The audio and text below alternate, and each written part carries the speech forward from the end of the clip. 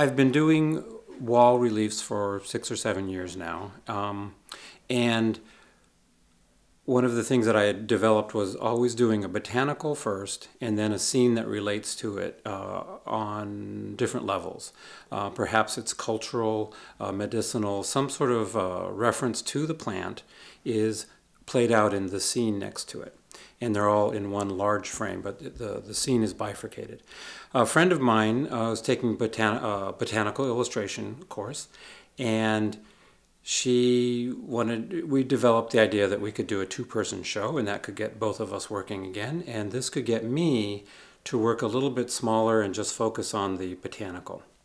But where she must rely on color and kind of authenticity of the botanical, I don't. And one thing that I can do is I can have a vegetable that's grown and as well have the render the flower in relief at the same time, where you don't often get them at the same time. Things like that I get to do. One idea was to do peas. This is about as much as I do in terms of a sketch, is to have bowls of peas and a row of peas, very unrealistic in a way, but kind of appealing. When I'm thinking in metal to what this looks like, I think it looks good. And then a row of flowers that's sort of hyper real or super real. And then in between would be the chaos that a pea growing in your garden would look like, having a pea garden. So I then make this larger to the proportion that I will work in, and a number of my works for the show will be exactly this size.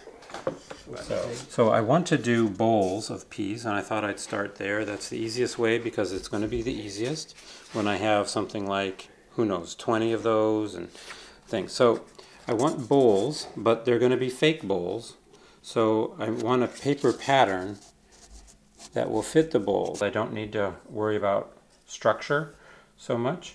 I'll lay that out, I'll cut it out, and then I'll have a piece of metal that I planished it first, which you can't see here very well, but it'll clean up beautifully. It's a nice texture, very warm, make it look handmade, and then there's the pattern right there. And when it goes into its location, it sits square on the bottom, and it meets this edge. And then when I put the other one in, they sit nicely together, and they will almost exactly fit the frame. So the other thing that I do is I look at references. So I go on the internet and I find old prints to look at leaf shapes, flower shapes, and to try and understand the character of a particular element that I'm looking at, whether it's the leaf, the vine, how they connect, or the actual, in this case, pea pod. So I've come up with a pattern, which is this, and that's about the right size in proportion to the bowl. So I've extrapolated out what that should look like in terms of a blank.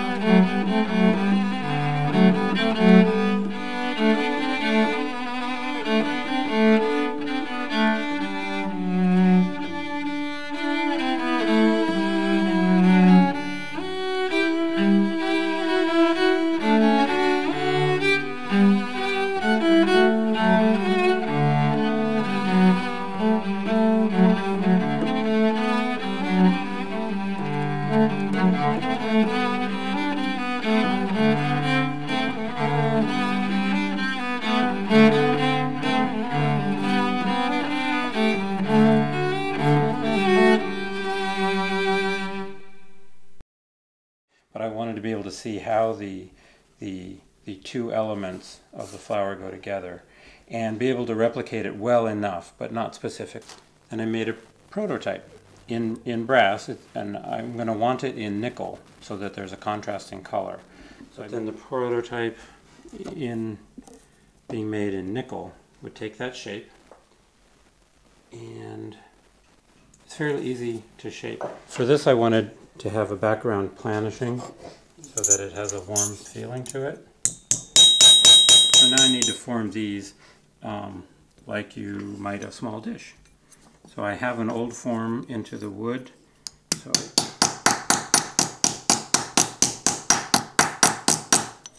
do both ends of it. But I don't want to leave any marks, because you will be able to see the outside of this. So you start to see it nesting. It still needs to come up a little bit and get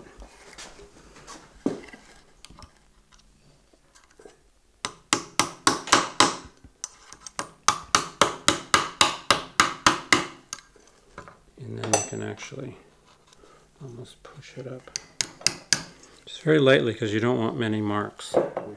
But that's the basic.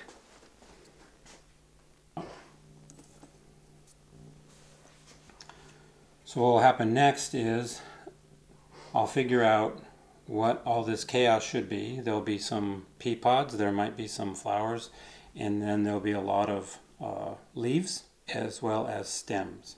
We have 2 bowls that will be filled with peas, and I'm going to show my solution to getting peas and making it look like a full bowl. So pop that out. Shoot. Pop that out. And then I can put in and make a little score it underneath. So I know where to start. It's right here. It grips it very tight, and it won't come unscrewed.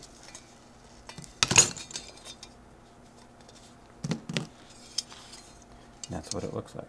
So one thing I did before I went too far was to oxidize the back, which will allow depth when you look at it, and it'll make the peas pop out. So we're going to do it again, but we're already starting to, we've done the lower part, and now we're doing some on top so that you have the effect of really piling on the peas. There, so there's the effect. So knowing what I'm going to do here, it'll go up a little bit. I was wanting that row of peas, and although I drew it fairly static, I want it to be lively. So I had showed you all the peas that were made, and now I figured out to sort of follow a line, but of course I have to change things. So I've made a line of peas, but it's cumbersome. It's cumbersome to do them all in one piece because it starts to get a little bit heavy. So I've located a spot here and there, and I had started with 2 verticals.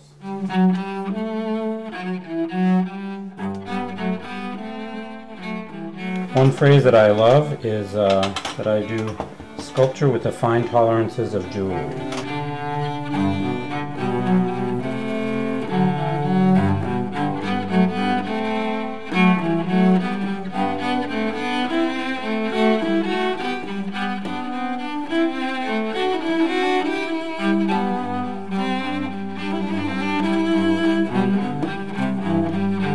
This was the most difficult part to patina because it's large, and this is the only thing that was copper, and it just takes patina differently, and I've redone it a few times, but hopefully it will give the appearance of greatly receding underneath all the active elements that are going to be draped across the top.